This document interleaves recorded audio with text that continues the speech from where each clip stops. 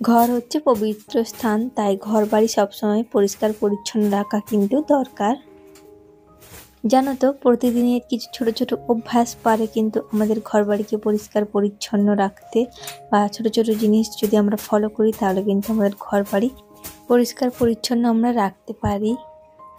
যে জিনিসগুলো আমরা প্রতিদিন ব্যবহার করি সেই জিনিসগুলো যদি একটু সময় করে গুছিয়ে রাখা যায় তাহলে কিন্তু ঘর বাড়ি হবে শান্তিময় ও পরিষ্কার পরিচ্ছন্ন সুন্দর। তো চলো, আজকের ভিডিওটা সাজিয়েছি আমি আমার প্রতিদিনের যে সমস্ত কাজকর্মগুলো করি সে সমস্ত দিয়ে ভিডিওটা সাজিয়েছি। আশা রাখছি তোমাদের আজকের ভিডিওটাও ভালো লাগবে, আর ভালো লাগলে অবশ্যই করে কিন্তু একটা লাইক দিয়ে পাশে থাকবেন। আর আপনার একটা লাইক কিন্তু আমার এই ভিডিওটা আরও অনেকের কাছে পৌঁছে দিতে সাহায্য করবে। তার জন্য প্লিজ আমার চ্যানেলটা সাবস্ক্রাইব করবে আর একটা লাইক দিয়ে পুরো ভিডিওটা কন্টিনিউ করার চেষ্টা করবেন। ওখানে নিচে কিন্তু আমি বিছানাটা তুলে চলে এসেছি ওপরে। আর ওপরে এসে দেখো, ওপরে সমস্ত কাজগুলো আগে সারবো, তারপর যাব হচ্ছে নিচে। তো প্রথমে এসে দেখো জানালা দরজার যে পর্দা থাকে তো ওগুলো অনেকটাই নোংরা হয়ে গেছিলো, সেজন্য ভাবলাম যে একদম ভিজিয়ে রাখি, পরে আর কি বেলার দিকে একবার আসবো আবার, তখন আর কি একবার ভালো করে কেচে দিয়ে যাব। আর এগুলো না ওয়াশিং মেশিনে দিলে সেরকম একটা ভালো হয় না, কারণ বাবু না প্রচণ্ড জিনিস রং পেন্সিল নানান ধরনের জিনিস এতে লাগাই।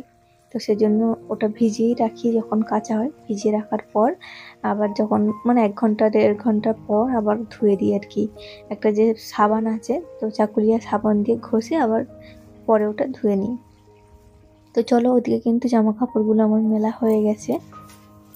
আর এই যে আমার কিছু গাছপালা আছে আর পাখি আছে নিচে, তাদেরকে খেতে দেওয়া হয়ে গেছে সকালেই। আর এখানে কিছু গাছ আছে আমাদের, যেগুলো আমি পালি, এদেরকে দেখলে মনে হয় যে সত্যি একটু জলের জন্য এরা অপেক্ষা করে থাকে কখন একটু জল দেব। প্রতিদিনের রোদে কিন্তু এরা শুকনো হয়ে যায়, আর যখন একটু জল দিই না, জল দেওয়ার পর আমি আবার পরে এসে দেখে যাই যেন ওদের গাছগুলো সবুজ আরো তাজা হয়ে গেছে, তখন যেন মনে হয় সত্যি ওরা দেখে হাসছে আমাদেরকে।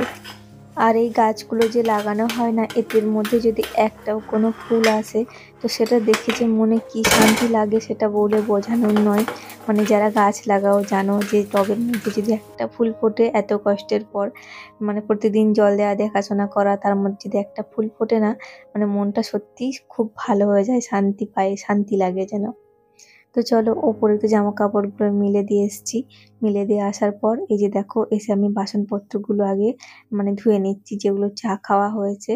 তো বাবু সকালে টিফিন নিয়ে গেছে, সেই সমস্ত বাসন আছে।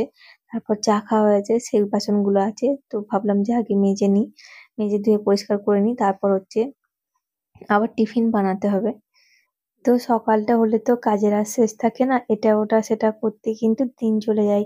আর এই যে এখন প্রচন্ড বেলা ছোট হয়ে গেছে, 1 ঘন্টারও বেশি বেলা হয়তো ছোট হয়ে গেছে। তো বাবুর একবার টিফিন হবে, তারপর আমাদের টিফিন বানানো হবে, চা খাওয়া হবে। তো এই করতে করতে না অনেকটাই বেলা হয়ে যায়। আবার ওদিকে যে দুপুরের রান্না হবে সেটাকে করতে অনেকটাই বেলা সময় লেগে যায়। তো এই সমস্ত করে তারপর হচ্ছে আবার আমি দুপুরের রান্নাটাও করব। এখনো কিন্তু মাছ কাটতে বাকি রয়েছে আমার। আজকে আবার জ্যান্ত গোটা মাছ নিয়েছি, তো সেটাকে কিন্তু আমায় কাটতে হবে। তো ওদিকে কিন্তু অনেক কাজ রয়েছে। আর এদিকে দেখো কিছু ফল আর কি, আগের দিন আমি গেছিলাম বাজারে, তো সেখান থেকেই নিয়ে এসেছি। তো আমি একাই গেছিলাম স্কুটি করে, আর হচ্ছে গিয়ে কিছু ফল আর একটা বেল নিয়ে এসেছি আমি। আর এই শীতকালের দিকে কিন্তু এই বেল মাখা খেতে বেশ ভালো লাগে। দেখলাম যে বেল বিক্রি হচ্ছে, বাট কাঁচা কাঁচা ছিল, তার মধ্যে থেকে একটা আমি নিয়েছি। জানি না এটা কেমন হবে, বাট আমার খুব ইচ্ছে করছিল যে নিই। তো যেদিন খাবো তোমাদের সঙ্গে অবশ্যই শেয়ার করবো আমি। আর ওখানে না এরকম পুচকি পুচকি আপেল বিক্রি হচ্ছিল, যেটাকে বললো আর কি খুব নাকি মিষ্টি। আমি নেব না, তো উনি আর কি একটা আমাকে জোর করে দিয়েছে জানো তো, বলছে এটা খেয়ে দেখবে বাড়ি গিয়ে। তো আমি ওটা নিয়ে এসেছি। আর খেতে কিন্তু বেশ মিষ্টি ছিল, ঠিকই বলেছিল, বাট আমি নিইনি। ভাবলাম যে একবার এরকম ধরনের আপেল বাপি নিয়ে এসেছিল, তো টক হয়েছিল, তো সেজন্য আমি আর ওটা নিইনি। আমি বড় আপেলগুলোই নিয়েছি। তো চলো, ফলগুলো এখন ধুয়ে রেখে দিই, জল ঝরে গেলে আবার জায়গা মতো করে রেখে দেবো আর কি ফ্রিজের মধ্যে। আর এদিকে দেখো, আজকে বেদানার জুস বানাচ্ছি।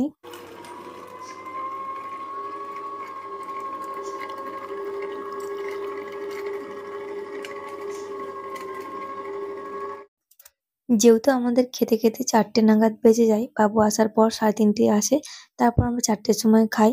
সেজন্য কিন্তু বিকেলের দিকে আর ফল খাওয়া হয় না। আর এখন তো একদমই ছোটবেলা, সেজন্য আর কি সকালের দিকে যতটা পারা যায় আর কি মানে ফলের জুস বাবিকে দিয়ে দিই। আর আমি কিন্তু ওই বেলার দিক করে মানে যেকোনো একটা ফল খেয়ে নিই। আর বাবু আসলে তারপরে কিন্তু ওকে দিতে পারি, তা না হলে ওর খাওয়াটাই হয় না আর কি। তো চলো আজকে এই যে এখানে রোল বানাচ্ছি। তো আজকে খাওয়া হবে হচ্ছে রোল, মানে টিফিনে এটা। তো রোলটা খেয়ে তারপর আবার দুপুরের যে রান্না বান্না হবে, দুপুরে রান্না বান্নার মানে জোগাড়টা করবো আর কি। তো চলো, ওদিকে কিন্তু খাওয়া শেষ হয়ে গেছে, আর এখানে আমি দেখো বসে গেছি মশলা বাটতে। দুপুরে যে রান্না হবে তার জন্য মশলা বাটতে বসে গেছি। তো মশলাটা আমি শিলেই প্রতিদিন করার চেষ্টা করি, এতে কিন্তু তরকারির টেস্টটা ভালো আসে।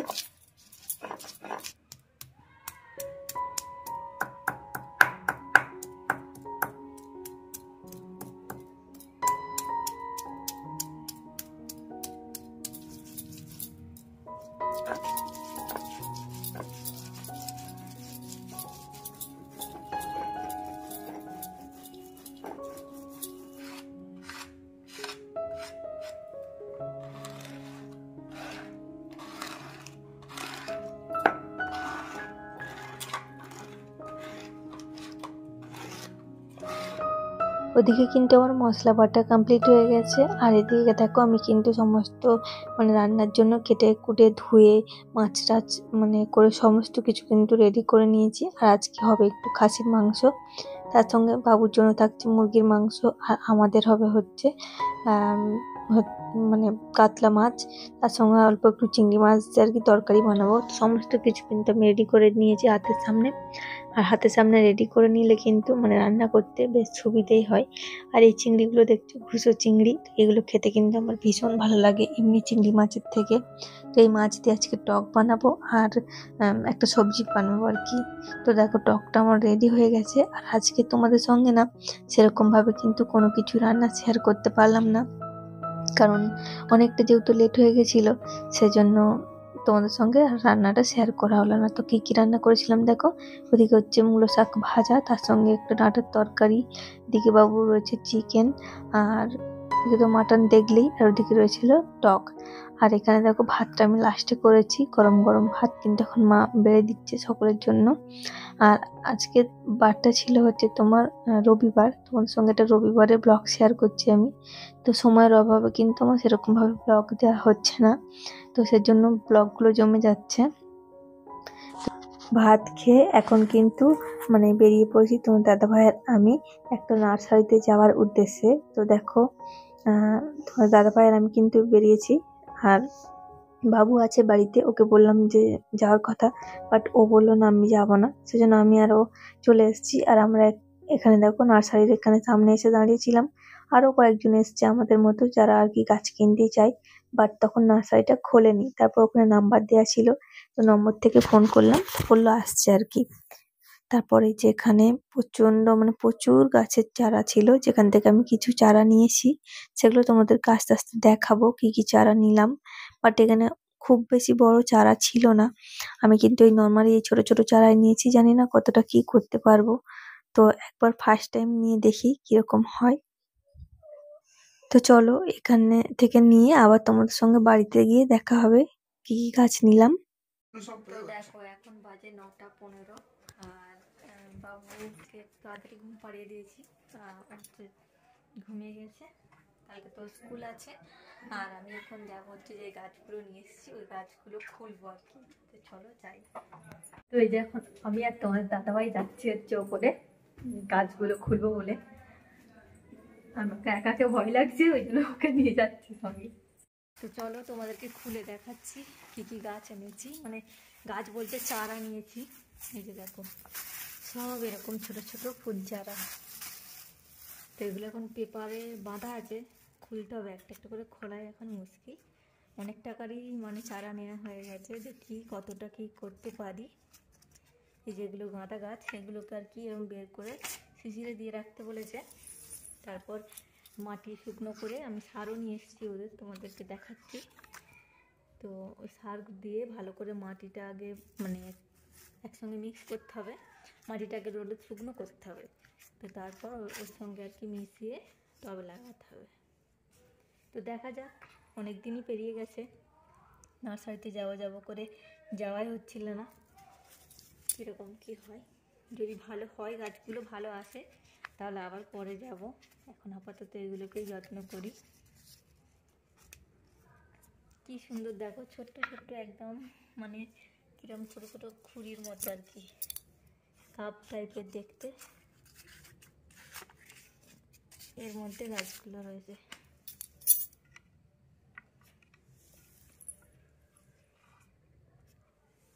তো পুরো একটা নার্সারির লোক মনে হচ্ছে, যা বাবা খুলে রাখছে আস্তে আস্তে করে।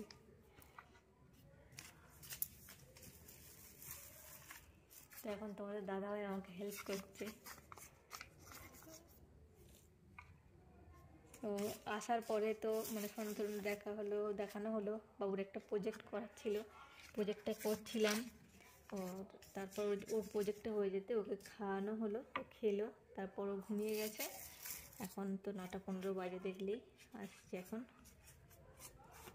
তো চলো সব গাছগুলো খুলে নিই। আর এই যে দেখো, ওই কুন্দ ফুলের গাছটা তোমাদেরকে দেখাই।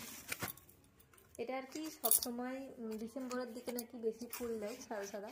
আর এই হোয়াইট কালারের ফুল আমার মানে লাগে, আমার যেহেতু নারায়ণ ঠাকুর আছে, তো সেজন্য আমার সাদা ফুল লাগে। মা যদিও বা নিয়ে আসে, তাও আমার আর কি ইচ্ছে গেলে একটা নিই, সেজন্য নিয়েছি। এই এইটাই সবচেয়ে ঝাঁকা মতন ছিল, গাছটা নিয়েছি। এই যে ডালটাতে দেখো ছোট ছোট কুঁড়িও এসেছে। এই ডালটায় ফুল ফুটে আছে দেখো, পুরো বেল ফুলের মতো দেখতে, কতকটা জুঁই ফুলের মতো, কিন্তু এর কোনো সেরকম সেন্ট নেই। আর এই ডালটায় কুঁড়ি আছে দেখো।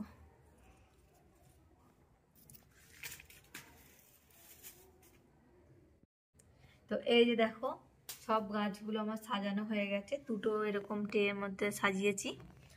আর এই গাছগুলো তো প্রতিদিন তোমার সঙ্গে শেয়ার করবই, কি হচ্ছে না হচ্ছে, ফুল হলো কিনা, কতটা কি করতে পারলাম চারা থেকে মানে বড় গাছ, সব কিছুই তোমার সঙ্গে শেয়ার করবো। তো এগুলো এখন সাজিয়ে নিয়েছি, ওপরে এখন রেখে আসবো, শিশিরে দিতে বলেছে। তো চলো এখন রেখে আসি, আবার কাল সকালে মাটি শুকনো করে সার নিয়ে এসছি আমি এর। তো সার মিশিয়ে তারপর টবে দিতে হবে, দেখি কতটা কি টব আছে ঘরে ছোট ছোট, তারপর না হলে কিনবো। তো চলো এখন যাই, এগুলো ছাদে দিতে হবে এখন।